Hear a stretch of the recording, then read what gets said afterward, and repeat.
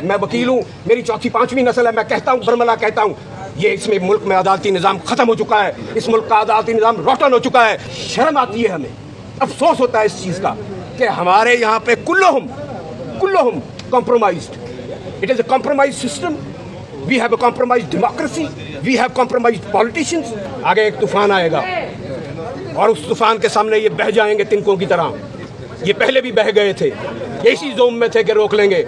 और मैं आपको तारीखी जुमला बताता हूँ। जिस दिन हम निकले हाई कोर्ट से इफ्तिखार चौधरी की तारीख के लिए, तो तहरीक के लिए, तो सबसे आगे मैं था। सरदार साहब थे, जब वो हमें रोक रहे थे तो मैंने उनसे, पुलिस वालों से कहा कि तुमने 47 में भी हमें रोका था, तुम नहीं रोक सके थे। उसने कहा ये 47 नहीं है। मैंने कहा तुम्हारा जबर वही है, तुम्हारा जुल्म वही है। आज भी तुम उन्हीं आकाओं के पाबंद हो। और हम लड़े थे, हमने लाठियां खाई थी, हम पाबंद सलासल हुए थे। हमारे वकील कराची में जलाए गए थे, आज तक इंसाफ नहीं मिला। हमारे वकील साहिवाल में जलाए गए थे, आज तक इंसाफ नहीं मिला। हमारे बख्तरबंद गाड़ियां हाई कोर्टों के अंदर घुसी थी, आज तक इंसाफ नहीं मिला। हमारे वकीलों को शहीद किया गया कोयटा में। वो हर बार के एक ऐसा सानिया था कि पाकिस्तान की हर बार अशकबार होती है उस दिन। तो ये हम फिर भी हौसला बुलंद करके चल रहे हैं। खुरम खोसा कोई चीज़ नहीं है, ये काला कोट है। ये अल्लाह ताला की सिफात में से एक सिफत है अल वकील। तो आओ हम देखते हैं कि तुम अल वकील हमारी अल्लाह ताला की अता की हुई सिफत और ताकत को, हमारे कलम को, हमारे जज्बे को, हमारे हौसले को, हमारे दलाइल को और हमारा पाकिस्तान का केस प्लीड करने को कैसे रोकते हो। बीमार ये पहले ही हैं, हो नहीं जाते। जो बीमारी इनके दिलों में, अल्लाह कहता है कि मैंने इनके दिलों में बीमारी पैदा कर दी है। इनके दिलों में बीमारी है, इनके दिलों में बीमारी वो बुस्त है जो इन्होंने बनाए हुए हैं। ये बीमारी वो नहीं है। ये तो पहले से जिस दिन जज बनते हैं बीमारी, ये लिखते ही हैं कि हमें जज लगा दो, हम बीमार हैं, हम अपना इलाज नहीं करा सकते। इनकी तो यही होता है कि हमारा काम नहीं चलता, कारोबार नहीं चलता। मैं कई नौजवान आते हैं, उनको पूछता हूँ भाई एग्जाम क्यों दोगे? वो जी चेक लग जाएगा। अगर इंसाफ करने के लिए आएंगे तो इंसाफ करेंगे ना। अगर चेक लेने के लिए आए हैं तो फिर चेक लेंगे। Road ahead is that we have to break this vicious circle of compromised all stuff that we have. डरो उस वक्त से जब ये अवाम खुद निकले, ये मेरी पाकिस्तान की गयूर अवाम, और तुम्हारे घरों में घुसकर तुम्हारे घरों के तहखानों में पड़े हुए डॉलर निकाले और अपने घरों में ले जाए। तो होश के नाखून ले लो। ये तजर्बे बंद कर दो इस मुल्क के साथ, ये तमाशा बंद कर दो इस मुल्क के साथ। और अदलिया से भी बड़े अदब से कहूँगा, हम अदालत में भी अदब से कहते हैं, यहाँ पे भी अदब से कहते हैं, हम तो आपकी मैजेस्टी मानते हैं। जो नहीं मानते उनके सामने घुटने मत टेको, उनसे डरते हो। मैं एक दफ़ा एक मैजिस्ट्रेट के पास पेश हुआ।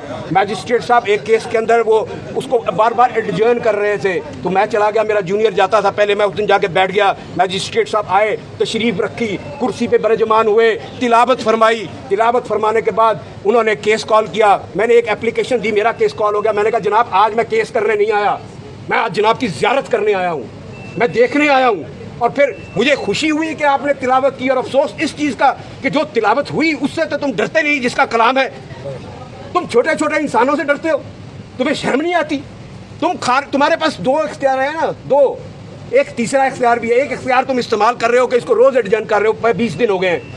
दूसरा इख्तियार मैं समझता हूँ तुम्हारे पास नहीं है कि तुम इसको बेल दो। तीसरा है खारिज कर दो, मैं आगे चला जाऊँ। लेकिन ये क्या तमाशा कि मेहराब भी होना है और आके तिलावत भी होनी है। और हमारी तमाम अदालतों में सुबह तिलावत होती है, मगर हम फिर भी उस तिलावत के बावजूद जब कलम उठाते हैं तो फिर हमें अपना जोम होता है। किसी को अपनी ज़ात का जोम होता है, किसी को अपने इल्म का जोम होता है, कोई अपनी पॉलिटिकल एफिलिएशंस पे चलता है। बदकिस्मती से कत्ल इंसाफ का होता है, कत्ल आइन का होता है, कत्ल कानून का होता है, और पिस्ता आम आदमी है।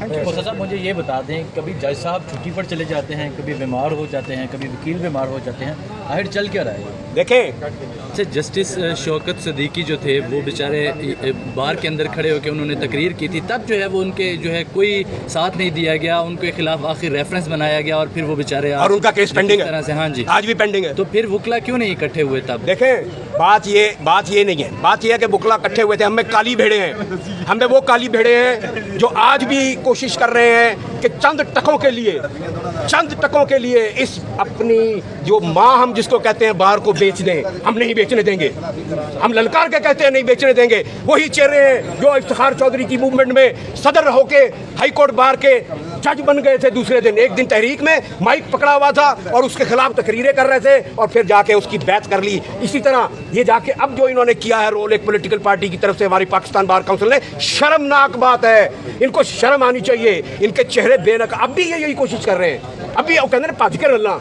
अब ये भज के रल रहे हैं क्योंकि उनको एक पॉपुलर सेंटिमेंट नजर आ रहा है। गरीब आदमी मर जाएगा, कहाँ जाएगा?